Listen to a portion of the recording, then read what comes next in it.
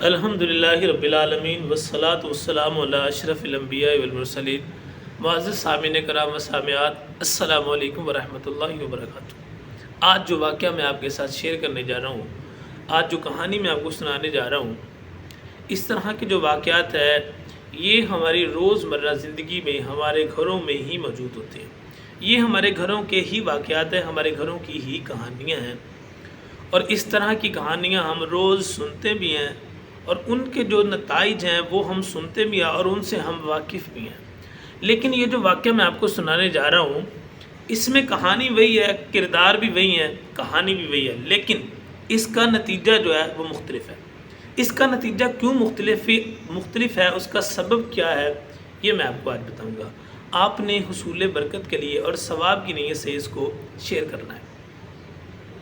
ایک لڑکی کی شادی ہوئی، اور جب اس کی شادی ہوئی تو چند ایام کے بعد اس سے گھر میں میٹھا پکوایا گیا۔ ہمارے معاشرے میں، ہمارے ادھر عرف یہ ہے کہ جب کسی نئی نویلی دلہن کو گھر کی ذمہ داریاں سونپنی ہوتی ہیں تو اس وقت اس سے میٹھا بنوایا جاتا ہے۔ میٹھا بنوانے کے بعد پھر اس کو گھر کی جو ذمہ داریاں وہ سونپ دی جاتی ہیں۔ وہ اس کے ساتھ بھی ہوا، جب اس کو گھر کے کام کاج کی ذمہ داریاں سونپ دی گئیں تو اس کی جو ساس تھی وہ اس کو ہر بات میں روکتی، ہر بات میں ٹوکتی۔ کبھی وہ کہتی کہ اس طرح سے نہیں کرنا، کبھی کہتی اس طرح سے نہیں کرنا، یہ ایسے نہیں کرنا تھا، یہ پکانا نہیں تھا، یہ نہیں پکانا تھا، یہ معاملہ ایسے نہیں تھا، یہ ویسے نہیں تھا۔ وہ طرح طرح کی باتیں کرتی، وہ ہر بات میں جو ہے نا وہ اپنا فرض عین سمجھتی اور اس میں اس کو ٹوکتی۔ وہ جو لڑکی تھی اس کے لیے مشکل ہوتی رہی اور وہ پریشان ہوتی رہی۔ اس نے کہا یہ بڑا عجیب معاملہ ہے، تو میں تو پھنس گئی ہوں ادھر آ کے۔ بار کیف وہ جو معاملات تھے نا وہ خراب ہوتے گئے، پیچیدگیاں بڑھتی گئیں، اور وہ خاتون اپنی عادت سے جو ہے نا وہ مجبور تھیں، اور وہ نئی نویلی تھی۔ اس نے کہا میں کس عذاب میں آ گئی ہوں، میں کس مصیبت میں آ گئی ہوں۔ بار کیف اس نے کیا کیا، اس کا جو والد تھا نا، اس کا ایک دوست تھا، وہ حکیم تھا، اس کی حکمت کی دکان تھی۔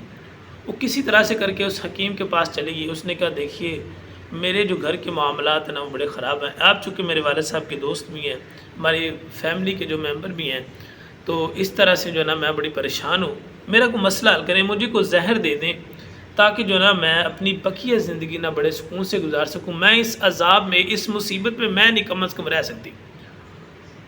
تو وہ جو حکیم تھا اس نے کہا دیکھو اس وقت اس بات کی خبر آپ کے اہل محلہ کو بھی ہے، آپ کے آس پڑوس میں بھی ہے، تو اگر اسی وقت کو زہر دیا تو یہ تمہارے گلے میں پڑ جائے گا۔ وہ کہے گا کہ ساس اور بہو کی لڑائی تھی تو ساس کو بہو نے زہر دے دیا، ساس کو بہو نے مار دیا، تو یہ تو آپ کے گلے میں پڑ جائے گا۔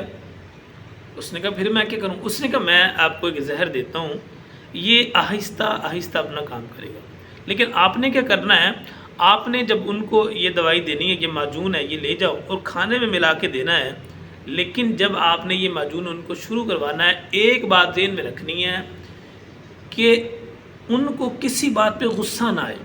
آپ نے انہیں کسی بات پہ غصہ نہیں آنے دینا، آپ نے اپنے لہجے میں عاجزی اور انکساری پیدا کرنی ہے۔ اگر وہ کوئی بات کرے بھی تو آپ نے درگزر کرنی ہے، آپ نے درگزر کرنی ہے، آپ نے آگے سے اسے جواب نہیں دینا۔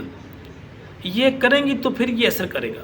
اس نے کہا جی ٹھیک ہے، اس کے دل میں انتقام کی آگ جو تھی وہ جل رہی تھی۔ اس نے کہا جی ٹھیک ہے میں ایسے ہی کروں گی۔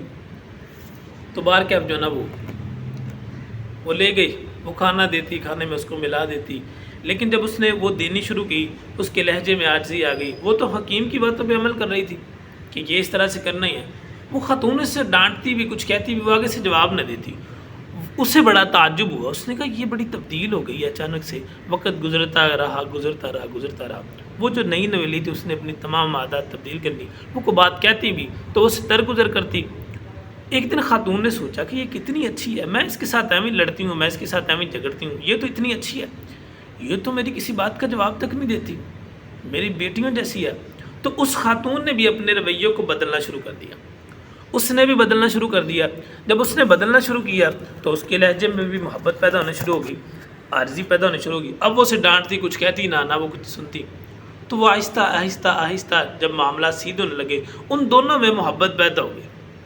اب ان میں محبت کیسے پیدا ہوئی؟ وہ خدمت کرتی تھی، وہ خدمت کرواتی تھی، وہ اسے دعائیں دیتی، وہ اس کی خدمت کرتی، اکٹھی بیٹھ جاتی، دکھ سکھ کرتی، گھر میں مشورے ہوتے، اصلاح ہوتے۔ اب وہ جو ساس تھی وہ بہو سے پوچھے بنا نہ کچھ کرتی، وہ جو بہو تھی وہ ساس سے پوچھے بنا کچھ نہ کرتی، ان میں محبت پیدا ہو گئی، اب ان سے رہا نہیں جاتا تھا ایک دوسرے کے بغیر۔ تو وہ جو لڑکی تھی وہ پھر اسی حکیم کے پاس جا کے کہتی کہ دیکھیں اب میرے گھر کے معاملات کچھ ٹھیک ہیں، بہتر ہے، میں اپنے کیے پہ شرمندہ ہوں، مجھے ندامت ہے، تو وہ جو زہر آپ نے دیا تھا میں چاہتی ہوں مجھے کچھ ایسی دوا دیں کہ اس کا جو اثر ہے نا وہ زائل ہو جائے، اثر اس کا ختم ہو جائے، مجھے اب میری جو ساس ہے نا اس کی بڑی ضرورت ہے، وہ میرا بڑا خیال کرتی ہیں۔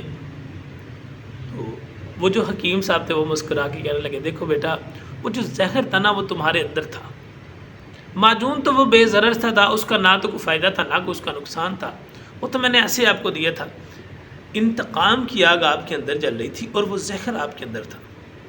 اسی طرح سے ہمارے گھروں میں بھی بہت ساری مثالیں ایسی ہیں کہ ہمیں ضرورت ہوتی ہے وہ محبت والے معجون کی، اور ہمیں ملتا کیا ہے وہ زہر والا، نفرت والا زہر، نفرت والا زہر ہمیں دے دیا رہتا ہے، حالانکہ ہمیں ضرورت ہوتی ہے محبت والے معجون کی۔ اسی طرح سے اگر کوئی ہمارے ساتھ اس طرح کا معاملہ پیش آتا ہے یا ہمارے سامنے کوئی بندہ تذکرہ کرتا ہے تو ہمیں چاہیے کہ ہم اسے محبت والا معجون دیں، نہ کہ اسے نفرت والا زہر دیں۔ ہم کیا کرتے ہیں، ہم اسے محبت والا معجون نہیں دیتے، ہم اسے نفرت والا زہر دیتے ہیں، اور پھر اسی کی بنا پر ان کے جو معاملات ہیں وہ اور زیادہ خراب ہو جاتے ہیں۔ ہماری بیٹیوں کے گھر بھی اسی لیے خراب ہوتے ہیں کہ ہم انہیں محبت کا معجون نہیں دیتے۔ میرے دوستوں، میرے ساتھیوں، میرے بھائیوں، میرے بزرگوں، میری بہنوں اور میری بیٹیوں، خیال رکھا کریں اپنے بزرگوں کا، اپنے ان رشتوں کا خیال رکھیں جو آپ کو آج میسر ہے۔ جب یہ میسر نہیں نہ ہوتے پھر ہمیں ان کی بڑی قدر ہوتی ہے۔ تو کوشش کیا کریں کہ اپنے گھروں کے ماحول کو سازگار رکھیں، اگر کوئی بڑا بات بھی کرتا ہے اس کو درگزر کریں، معاف کریں، اگر کوئی بڑا ہے تو وہ چھوٹوں کی غلطیوں کو نظر انداز کرے، انہیں بھی معاف کرے، ان کے ساتھ شفقت سے پیش آئے، اگر کوئی چھوٹا ہے تو وہ بڑوں کے احترام میں کوئی بات نہ کرے کہ کوئی بات نہیں، اگر اس نے کہہ دیا ہے تو کوئی بات نہیں، پھر کیا ہوگا، مجھے ہی کہا ہے کسی اور کو تو نہیں کہا، تو کوئی بات نہیں، اگر وہ درگزر کرے گا اور وہ معاف کریں گے تو پھر یہ یقین جانیے ہمارے گھروں کا جو ماحول ہے نا وہ پھر کسی جنت سے کم نہیں ہوگا۔ جب گھر کے اندر سکون ہوگا، گھر کے اندر اطمینان ہوگا تو پھر ہمارا گھر میں آنے کو دل کرے گا، پھر ہمارا گھر میں رہنے کو دل کرے گا، پھر ہمارا گھر بنانے کو دل کرے گا۔ اور اگر ہمارے گھر میں سکون ہی نہ ہوا، ہمارے گھر میں اطمینان نہ ہوا تو مجھے بتائیے گھر میں آنے کو کیسے دل کرے گا، گھر بنانے کو کیسے دل۔ اس لیے جو رشتے ہیں ان کو جوڑ کے رکھیے، نہ کہ انہیں توڑ کے رکھیں، رشتوں کو جوڑنا سیکھیے، محبت کا جو معجون ہے اس کو عام کیجیے، وہ ہر کسی کو دیجیے۔ اللہ تعالی ہمیں عمل کی توفیق عطا فرمائے، اللہ ہمارے وطن عزیز کی خیر فرمائے، اللہ تعالی ہمیں دونوں جہاں کی بھلائیاں جو ہے وہ نصیب فرمائے، آمین۔ السلام علیکم ورحمۃ اللہ وبرکاتہ۔